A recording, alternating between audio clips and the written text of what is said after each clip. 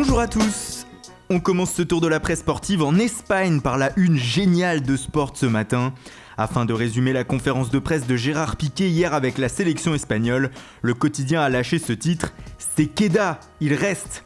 Une manière ironique de renvoyer le défenseur Blaugrana à son fameux tweet de cet été avec Neymar, lorsque celui-ci s'apprêtait à quitter le Barça.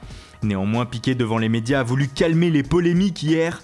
« La sélection est ma famille et je veux continuer », a déclaré le Barcelonais. « Je suis heureux de rester ici », a-t-il même lâché, ce qui en fait la une de As ce matin.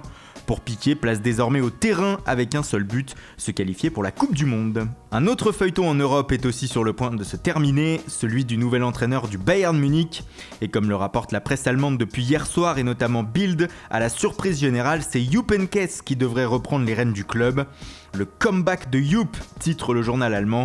Rappelant que le technicien était à la retraite et est parti du club bavarois sur un triomphe en 2013 avec un triplé championnat, coupe, Ligue des Champions. Toujours au Bayern Munich, plusieurs joueurs cadres sont discutés depuis l'éviction d'Ancelotti, notamment après leur critique du technicien italien. C'est notamment le cas de Arjen Robben et Franck Ribéry. Et ce matin, le journal turc AMK croit savoir que Galatasaray voudrait offrir une porte de sortie à l'un des deux.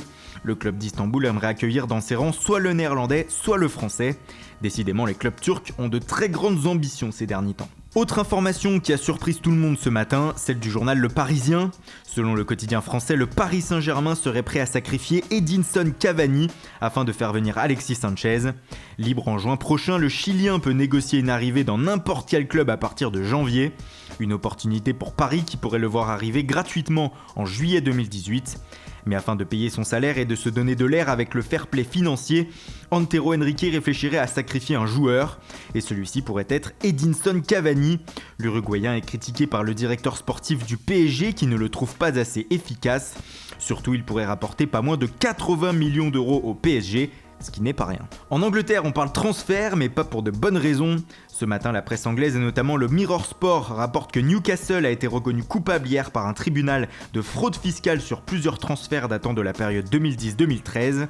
Les Magpies auraient fortement rémunéré secrètement des joueurs et agents lors de leur transfert afin de contourner l'impôt. Ceci concerne notamment les arrivées de Dembaba, Sylvain Marveau, Moussa Sissoko, David Stanton et Papis Cissé au début des années 2010. Et on reste outre-Manche pour terminer, mais sur le terrain. Ce soir, l'Angleterre joue sa qualification pour le mondial en Russie face à la Slovénie. Et le Daily Telegraph de titrer « Le monde à ses pieds » avec en photo le nouveau capitaine des Anglais, Harry Kane. Une victoire et les hommes de Gareth Southgate se qualifieraient pour la phase finale. Un succès qui pourrait rapporter gros aux sélectionneurs anglais comme le rapporte le Times. En cas de qualification, un bonus de 250 000 € aurait été promis au coach britannique. Voilà, c'est tout pour aujourd'hui. Merci pour votre fidélité. Bonne journée à tous et rendez-vous dès demain matin pour une nouvelle revue de presse.